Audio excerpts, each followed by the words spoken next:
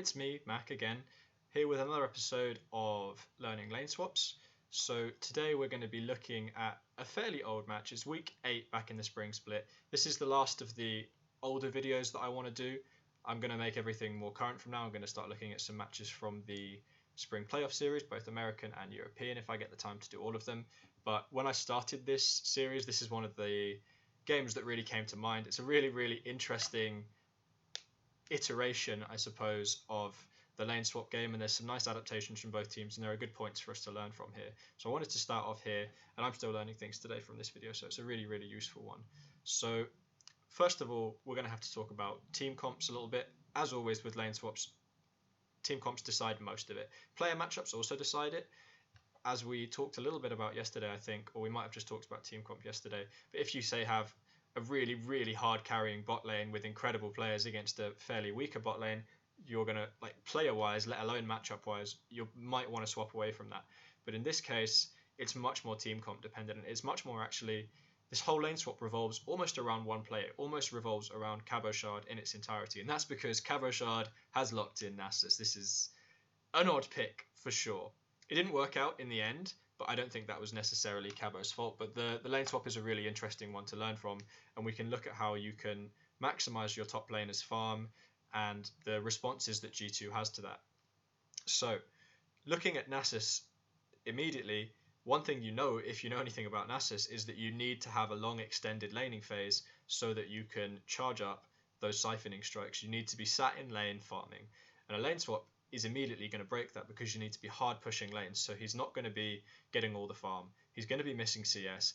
He's going to be pushing lanes, so the cooldown on his siphoning strike isn't going to line up with when the minions are dying. He's not going to be freezing waves, which is what you want to do on Nasus. And he's going to be sharing jungle XP and jungle camps, etc., and minions, because he's going to be in a lane with 3 to 4 other people, or 2 to 3 other people, sorry.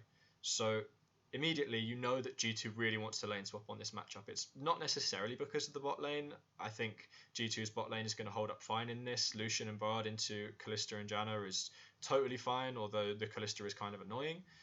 But that's not really the issue here. You definitely want to lane swap away from this. And that again favours G2 because Kikis is on a tank and he's on a really low economy tank. On Rammus, you really don't need any items to be useful. You just need some basic armor items and to be able to roll around and powerball people and use your ulti and taunt people and use and gank, which is what we're going to see later. So this kind of strategy will work on other low economy top laners, although she's not in meta right now, like Lulu, for example. So that's something to keep in mind here when we're talking about how to maximize top laner farm or deny other top laners, or use your lane swap efficiently to skew or tilt that matchup in your favor, right? So starting from the beginning, we're going to look at the level 1 start, and this is a really, really interesting level 1, and one of the reasons why I wanted to do this video is because right at the very beginning, G2 wants to lane swap. That's fairly obvious. You know that when you play against the Nasus, and this is one of the reasons why we don't see much Nasus in competitive players, the other team's going to go, okay, we're going to lane swap. Cool. Enjoy not getting any Siphon Strike stacks. So Vitality knows that G2 wants to invade to get up those deep wards. They want to secure the lane swap. And to do that, you get into the enemy jungle, you ward up their topside jungle and all their camps and all the routes through the jungle. We saw yesterday, I pointed out the kind of typical warding positions to you guys. And that's so that you can see A, the route that people take through the jungle so that you can dodge the matchup, and B, so that if you find the enemy team, you can know where they're starting because their bot lane's going to be there. And the bot lane wants to take a camp, so the bot lane's not going to have time to run down to, if you find them in the topside jungle, say at 120, they're not going to have time to run down and do a camp and then run to lane. So either way, you'll either force them to stop doing a camp if they want to check out of you and run the hell away, or they will stay and get the camp, but you'll get the lane assignments you want, right? So they want to go in for this deep invade to get wards down, but Vitality knows this, and they put out a bait with Cabochard, and this is beautiful. I'm just going to roll the clip now, and we'll start watching from here. But they put out Cabochard so that when G2 sees him and goes for this aggressive play, then they can bait it. And they get a bunch of flashes here. I think they get 2 flashes. Yeah, they get Zen for a flash, no. So they get 2 flashes for absolutely nothing, which is a great start for them already. Also, their bot lane gets to stay top and take a camp. They actually don't recall, again, because it's 120 already. They know they're not going to have time to get a camp. But G2, knowing this, that they will probably want a camp if they're going to be in the 2v2 matchup, goes bot. They don't have time to get a camp, so that's fine. It is a slight advantage for Vitality, but not massive. And as we talked about, Vitality runs to bot side with their top jungle duo, as it were, to start doing the double jungle. And already this factors in with Cabochard not getting Siphoning Strike farm. Instead of getting potentially 2 or 3 stacks a wave, or 2 or 3 Siphon Strike kills, so like 9 stacks a wave, more if it's a cannon wave, he's going to get the small jungle creeps, which is going to be 3 per camp. So already that's going into starving that Nasus and playing into this matchup how you want. Because you really don't want to get to the late game against this team. You don't want to let Nasus scale up into the late game, and you don't want to let Nukeduck sit there and passively farm all day and get perfect CS numbers. You want to abuse this matchup, and you want to open up these lanes so that Rammus can get his ganks on, right? So we get a fairly standard lane swap situation. The top laners are going to run to the towers now after you've taken, notice that they're level 1, after you've taken 3 camps or 2 camps, they're very close to getting level 2. Sometimes you'll see top laners take 2 camps plus the small ones from the buff camp. In this case, they don't do it. They're fairly happy. And look at that. Boom. You take 2 camps, you run up to the lane, and when this bit of the wave dies, the first couple minions, you hit level 2. So that's fine. Everyone gets level 2. Yay. The towers are going to go down in a fairly standard trade. The tempo advantage is not really a thing right now. Everything's fairly similar. And Shook uses this advantage, or not advantage, but this time, instead of farming in the top side, he goes to try and gank the mid lane. So that's a nice little adaptation there. But it means that Trick has got more farm than him in the bottom side jungle. You see he's cleared the whole thing out, and I'm not sure if Shook is going to have time to take the golems. But G2 hasn't actually got into the tower properly. I don't know if that's because Rammus just doesn't push as quick and because they had way better pushing speed. But now this is where the play that I really want to talk about happens. This is quite nice. So G2 know that they have a big disadvantage in terms of the tempo. They know that they're going to be behind the play from this point, and Vitality is going to be able to get like a Rift Herald or a Dragon or something, right? So they sit in this bush. They just sit here. This is great. And that you know that because you've been sat in this bottom side jungle and their team hasn't been here yet, they have no ward coverage of this entire area. Kasing should have run through and put a ward in this bush. They should have found this player earlier, but instead Kikis baits it and sits there, gets them to run up to him, and they get a kill on the support. So this is a really nice adaptation from coming behind the play, is just stay where you are, don't recall your AD carry and support, and see if you can get a kill. Unfortunately, they only get Kasing, which means that the tempo advantage doesn't end up being that great. But what else is really important to note here, if you're a top laner, this is great info, is Cabochard. So not, as we talked about yesterday, when you take the first tower, as Cabochard and the Vitality bot lane did in the top tower, in the top lane, you want to ward behind, and you can see the ward there, just behind in the lane, kind of at the lane bush next to the tower, opposite or outside of the Krug camp, but in the lane. That's to spot the AD carry and the support coming into your lane, which they haven't done. And as we talked about yesterday, after the first tower goes down, the top laner wants to soak the next wave coming in. But if they don't bring their AD carry and support up there and you're pushing into them, so if they bring the top laner up there and you're pushing into them, then you have a freeze for the enemy top laner if you don't manage to reach the tower in the top lane, and that's really bad. So until you see the AD carry and the support come into your lane, you don't kill that wave. And that means that Cabochard is able to keep on freezing, and this plays into Vitality, into getting as much CS as possible on Nasus. He's able to sit there and freeze. All this time, he's still not killed that wave, and that wave is going to push into him now, and he's going to get more farm on his Q, which is what you want. You want to snowball this Nasus matchup and just have passive lanes as long as possible. Nasus is farming, and no one's there in lane with him. That's fantastic, right?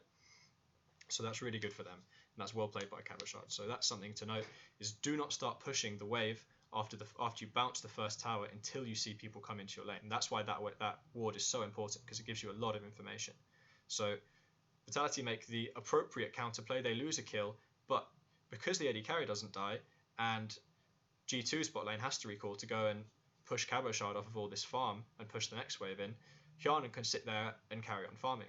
So actually, G2 don't manage to break the tempo with this because the waves are still in the same place. In fact, they're worse than where they would be because G2 isn't able to push this in. They're really far behind in the play right now. You can see how close the bottom wave is to getting to their tower and how far away they are from the top tower. So G2 is going to be again behind in the play, as it were. That's the usual terminology people use, behind in tempo, momentum, the play, whatever you want to call it. So Vitality is going to get a tower for pretty much nothing here. G2 don't end up getting this tower, and instead of just kind of cutting their losses again, they decide to go for another kind of risky tempo play that we see. You can see that Rammus has gone down into the jungle to ward up, and now they're going to go for a gank onto Nukeduck's Azir. This is a decent gank because he's burnt his flash and his cleanse earlier, but he smells it out, as he should do, and gets out early because there are 4 people on the Vitality on the G2 tower and 2 on the Vitality one. So that's already a big indicator that, like, oh, these 2 people are missing. Maybe our mid laners should be careful because where else can they go, right? They're not going to mirror us with their jungler and they're not going to match us with their top laner and their jungler. So that's where they're going, right? It's a Rammus. Fair enough, that's what he's trying to do. So they get a big advantage. They get to push the wave all the way into the bottom tower, and then Cabochard can teleport up here. So they get a 2-for-1 in terms of turrets, and Cabochard gets to carry on farming. The fact that Kikis has been roaming around trying to get all these ganks, staying bottom lane to that gank, and means he's lost out in terms of the wave. He lost a lot of minions to that bottom tower while he was in the mid lane because Vitality were able to carry on pushing. This is a bit of a silly overstay that happens here eventually. Emperor's going to stay around on no mana, and Cabochard's going to be like, okay, cool. Again, we see G2 respond really aggressively, and this is a hallmark of them as a team. This is why they're so fun to watch, because they're just so aggressive. They will just pull the trigger on plays, but it ends up catching them out here. Vitality is normally seen as a much better macro team, although they haven't performed in the playoffs recently, and they got their asses handed to them. It's looking pretty good for them at this point in the season, and they do really well in terms of the macro. I like Kasing as a shot caller. He usually has very decent calls. So the upshot of this is that there's no pressure in the bottom lane because Kikis is used to teleport to get over, and Hjarnan can slow push in this top wave because they have an advantage in numbers. Notice that Emperor's had to go to the bot lane, which means that you don't have a teleport in the bot lane. You are in a 4v5 situation now, and Vitality can take the Rift Herald. What they want in this situation is for Hjarnan to push in this big wave that you can see in the top lane really slowly, them to get the Rift Herald with the other 3 members of the team, and then for them to come over as the wave is crashing into the turret, but that doesn't happen, and that's why this is a really nice adaptation from G2. I don't know if it was intentional, but they managed to stop the Rift Herald from being taken, and that's a big, big factor. Because it means that a lot of this gold, well, not gold, a lot of these minions die to the tower without having the added attack speed, which would have done a lot of chip damage onto the tower. So as you can see in the top lane, they're just getting to the tower now, and a lot of the minions have died. They barely get any of the Rift Herald bonus, which is a shame. So delaying that Rift Herald got them a big advantage.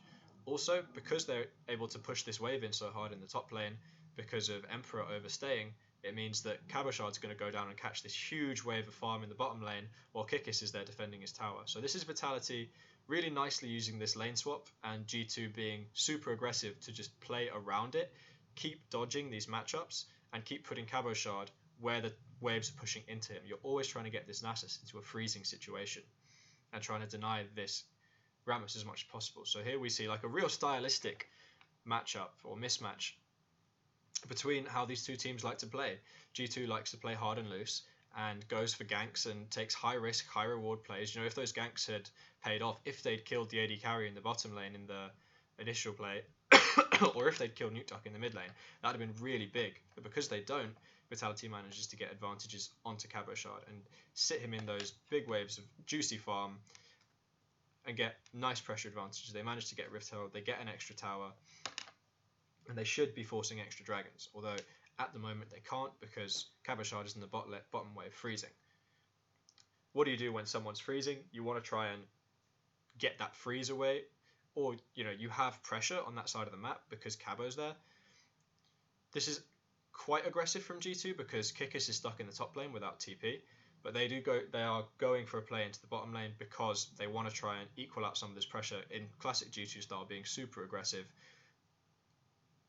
And this is, I mean, you wouldn't have thought that they would be here. It's an odd place for them to be, given that Kick is in the top lane without teleport, and Cabo is right there next to them, and he's getting pretty big on Nasus. So they're at a numbers disadvantage, and they still take this play, and that's really nice as well. Show it, like, playing the lane swap standardly and really cleanly is great if you can do it, but they're really kind of turning the tables on these guys at a lot of points by doing stuff that you just wouldn't expect them to do, and this is classic G2.